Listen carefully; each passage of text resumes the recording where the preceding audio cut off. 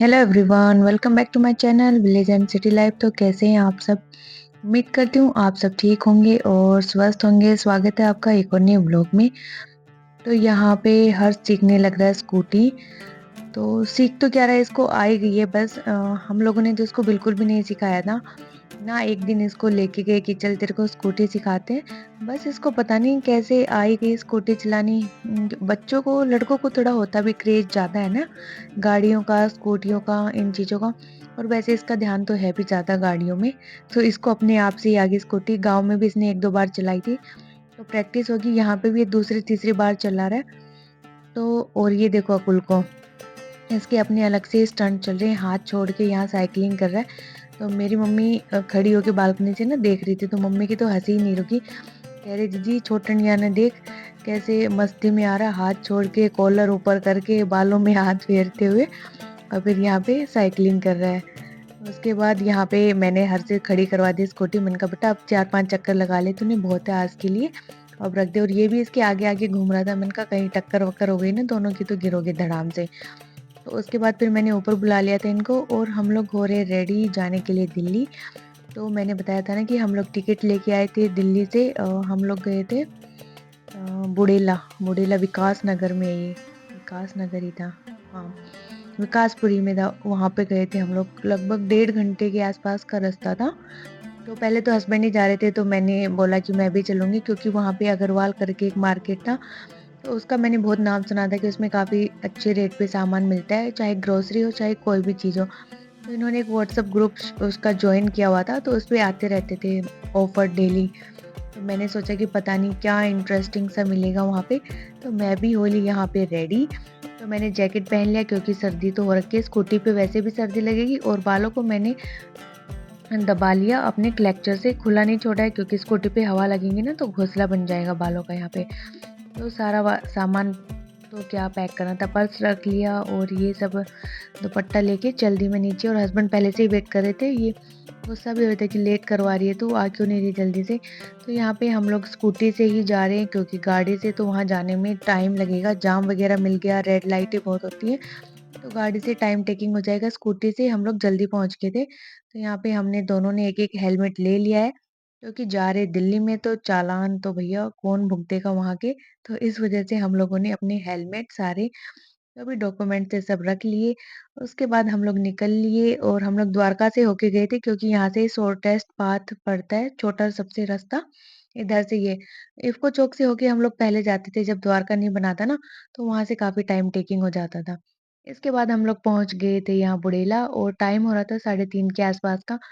और यहाँ पे बाहर से देखे तो काफ़ी रश लग रहा था इसमें। इस टाइम तक भी मेरे अंदर इतनी क्यूरियोसिटी थी कि पता नहीं क्या ही मिलेगा इसके अंदर।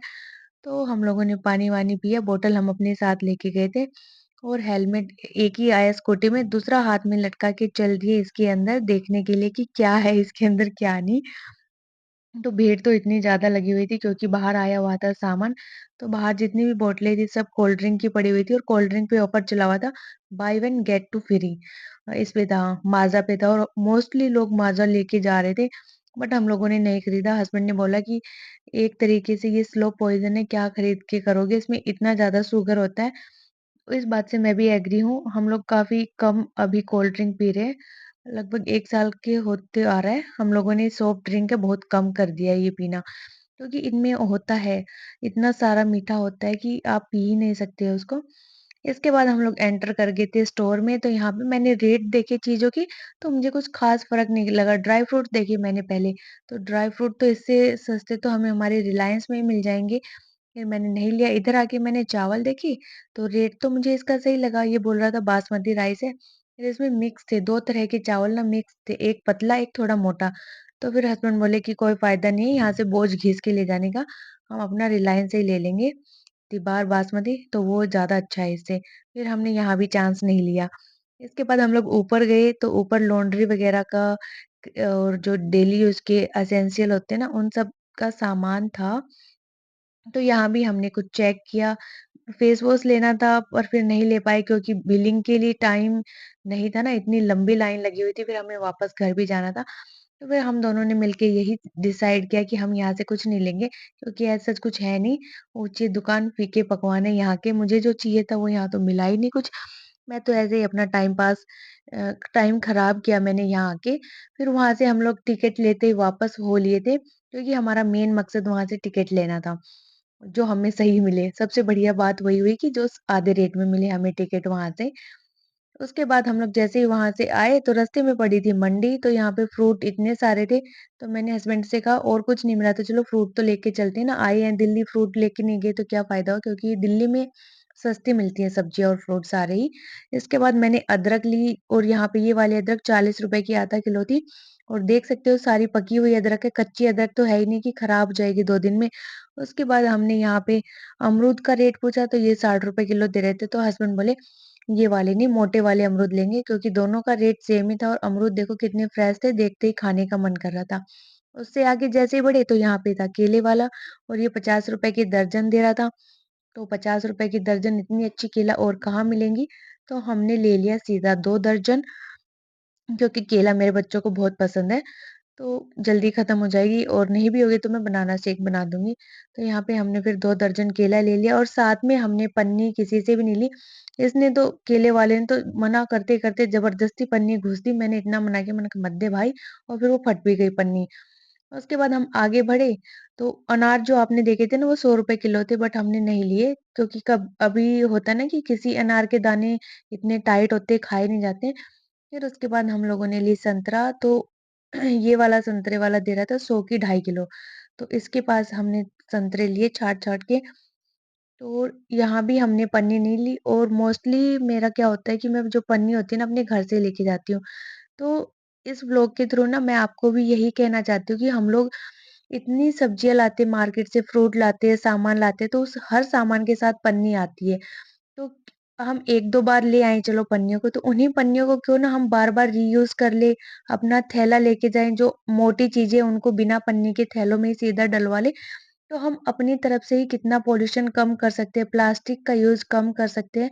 तो ऐसा नहीं है कि दूसरा लेके आ रहा है तो मुझे भी पन्नी लेके आनी है, मेरे क्या अकेले से सोसाइटी या एनवायरनमेंट है वो क्लीन हो जाएगा, ऐसा हमें नहीं सोचना है। बल्कि हमें खुद से पहल करनी चाहिए छोटी-छोटी चीज़ों की अपने एंड से, जो हम कर सकते हैं।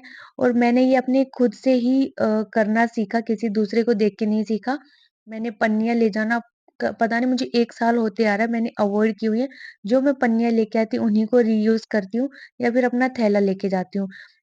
अब तो मंडी में भी जो दुकानदार होते हैं ना, वो अपने आप से ही थैली में डाल देते हैं।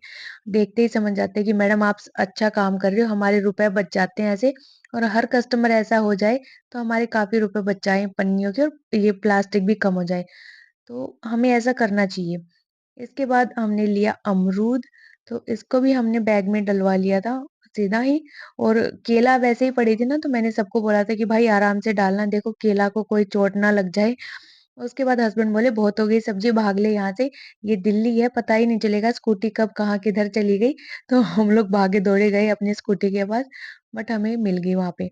इसके बाद हम लोग आ गए थे घर पे और सेब भी मैंने खरीदे थे, तो सब मैंने थैले में ऐसे ही डलवा रहे थे, तो अब मैं आके निकाल लूँगी इन सबको। तो सारे फ्रेश फल थे, ऐसा नहीं था कि 2 बासी वगैरह थे, और काफ़ी अच्छे रेट में भी मिल गए मुझे, तो मैंने 4-5 तरह के फल यहाँ पे ले लिए। तो यहाँ पे मैंने लगा दी अपनी अलग से सब्जी मंडी। तो ये देखो अदरक आप देख सकते हो कितनी अच्छी अदरक है, और मम्मी ने तो अचार भी डाल दिया इस अदरक का जो मैं लेके आई थी, इसका लहसुन और अदरक का। तो बस दोस्तों यही था मेरा एक छोटा-सा व्लॉग, होप आपको पसंद आया होगा। सो बाय बाय, टेक केयर, जय माता दी।